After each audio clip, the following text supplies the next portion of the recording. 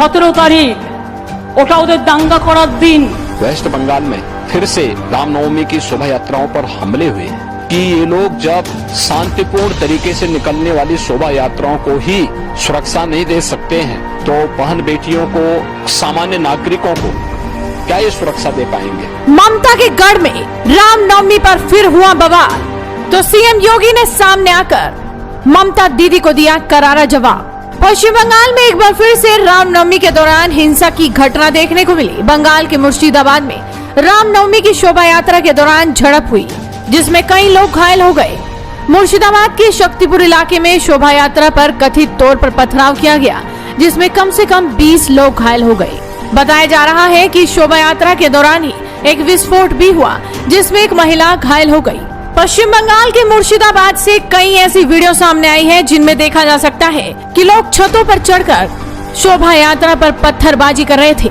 अब सवाल ये खड़ा होता है कि क्या ममता सरकार इन पत्थरबाजों पर कोई एक्शन लेगी, क्योंकि कहा तो ये जा रहा है कि अगर यही घटना यूपी में होती तो अब तक इनका इलाज हो चुका होता।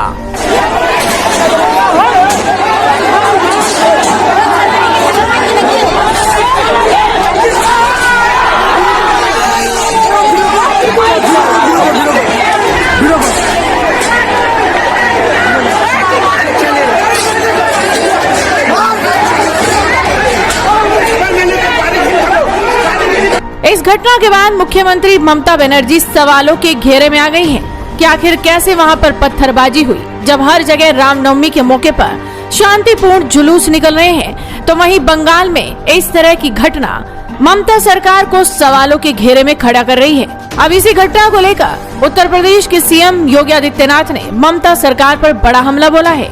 उन्होंने साफ तौर पर कहा कि बीजेपी शासित सभी राज्यों में रामनवमी के त्योहार और शोभा यात्राएं सकुशल संपन्न हुई, लेकिन बंगाल की तृणमूल कांग्रेस की सरकार की वजह से वहां रामनवमी की शोभा यात्राओं पर हमले हो रहे हैं। यानी सनातन आस्था को आहत करने की किस हद तक की कुचेष्टाएं हो रही हैं, ये एक बार फिर से वहां देखने को मिला है। देखिए, ये तुष्टीकरण की नीतियों का दुष्परिणाम है। चाहे अभी रामनवमी के अवसर पर या इससे पहले होली के अवसर पर वेस्ट बंगाल के साथ साथ गैर भाजपा शासित प्रदेशों में जो दंगे हुए, ये बहुसंख्यक समाज की भावनाओं के साथ खिलवाड़ करने, तुष्टीकरण के नाम पर वोट बैंक की जो राजनीति है, उस वोट बैंक की राजनीति ने हमेशा इस प्रकार के सांप्रदायिक तनाव को जन्म दिया है। आपने रामनवमी के अवसर पर देखा होगा, वेस्ट बंगाल में फिर से रामनवमी की शोभा यात्राओं पर हमले हुए।